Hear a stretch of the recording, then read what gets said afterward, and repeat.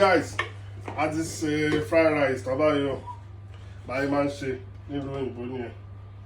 àwọn sórí ó wà yọmí o nǹkan tá a máa jẹ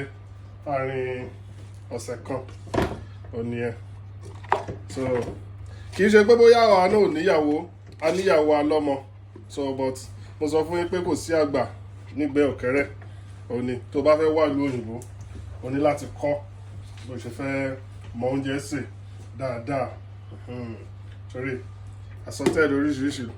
ló wà nú ẹ̀ ata ẹ̀wà ó nìyẹn láti ṣe pamọ́ jollof rice rèé torí a ṣe máa ṣe nìyẹn a máa gbọ́n gbogbo ẹ̀ a jẹ máa prepare tó máa wà nicely so ẹ̀yin yọmí kẹ́ múra if you want to japa learn how to cook very well because ìlú òyìnbó